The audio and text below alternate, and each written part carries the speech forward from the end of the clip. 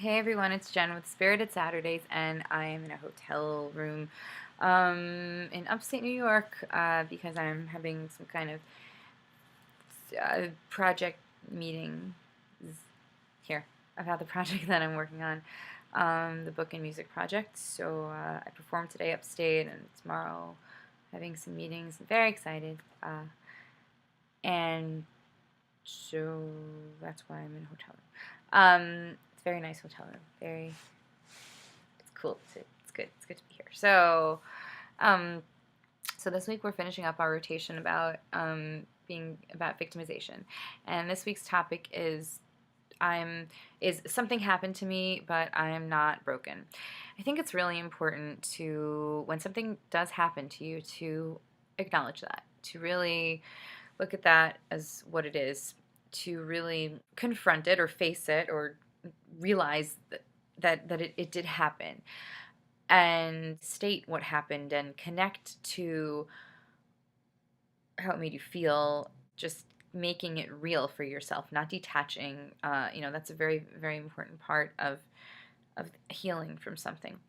But it's and understanding very, very clearly that it wasn't your fault, that you are not the cause of this happening, and that and that it's not about you. And that's all really important, and it applies to bullying, it applies to any traumatic event. I mean, it applies to a series of traumatic events, it applies to things that are more subtle and over time and kind of creeping in.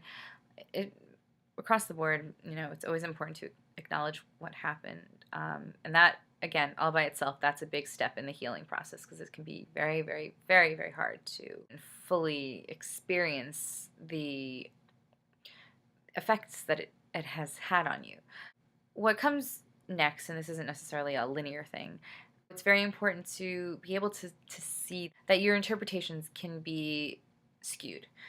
And once you recognize and really validate that and understand that that's not your fault, that is completely understandable that that would happen, then it is your choice. You get the freedom to choose to interpret differently. You get the freedom to re-examine your interpretations and to realize the thoughts that I'm having in reaction to this experience are probably determining the way I feel about myself. Well, what if I really looked at those thoughts? What if I really examined those thoughts? And what if I found like a nugget that I could replace? I could replace one thought with another thought, and all of a sudden, that new thought would give me a lot more power. It would give me a lot more choice and freedom. So it's all about, that's where cognitive behavioral therapy comes in, and it could possibly come in, or things like that. But it makes total sense that oh yeah. So okay. I'm just trying to think. So once you have that choice, you can choose. Once you're aware that you have the choice, basically, you can choose to redirect. You could choose to redirect your focus onto something that is going to make you feel free. Is going to make you feel like you have more power than you realized you did, and that you have more independence, that you have more worth than the situation allowed you to realize. So there are these things that you can do to grant yourself more freedom, and to kind of grant yourself the realization that you are freer than you think. So, a lot of that is about where you put your focus. So if you put your focus into things that are positive, if you put your focus onto messages that are constantly reinforcing that you are free, like if you meet people who've been through a similar situation and expected themselves to be empowered at the end of it, then you raise the bar for yourself a little bit higher, because that becomes normal. That becomes the normal and ideal thing to expect of yourself. You know, all of this can happen while still working through it. It's completely natural that you would be scared. It's completely natural that you would be worried about being victimized. It's completely natural that the trauma responses would kick in, and that's why people have exposure therapy. That's why people have, that's why these kinds of therapies are in place, because it's a very natural chemical brain body physiological response to anything traumatic, anything that made you once feel like a victim. So, so with all respect for those things, you can do that. And I think it doesn't have to be a totally linear process, but either in conjunction with that or as part of your process, you can consistently reinforce that you can be freer than the situation has instilled in you, or you can work on your beliefs about yourself. So you can focus on the positive. And I know that sounds very trite, but it's true, because when you focus on the positive and you focus on your strengths, even if you just notice a little bit of strength, if you focus on that little bit of strength, and that will build just by the focus on it. It will build just by virtue of focusing on it. Whereas if you focus on the negative, it's going to be really way too easy to recede into that kind of, scared, place, or, feeling tempted to identify as a victim, feeling tempted to identify as, as a symptom, feeling tempted to identify as an illness. Like, there are all these layers on all these levels.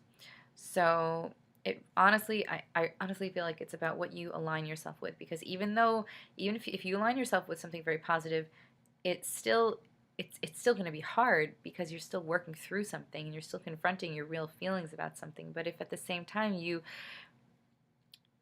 recognize your worth throughout that process, you recognize your potential, you recognize that it's a very realistic expectation of you to have to feel more free, to really align with your own freedom, then that is what you will get. And I mean, that's what I've experienced. I mean, because if you focus on what you don't have, or what you don't, oh, my bra strap is my showing. So what you don't have, or what you don't want, or what you'll never be, and if you surround yourself with those kinds of messages, and if you surround yourself with people who, consistently reinforce the idea that you can remain a victim way after you've been victimized, that keeps you there. So I think it's very important to empower yourself after something. There's a process. Clearly, it's not so simple, and it's not simple, but it is important, I think, to have that undercurrent of empowerment going,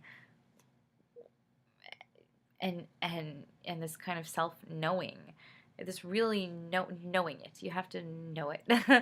it's you have to know that you can have that freedom, and you have to know that that the situation, whatever happened, was not about you. So you're safe, and you have so much to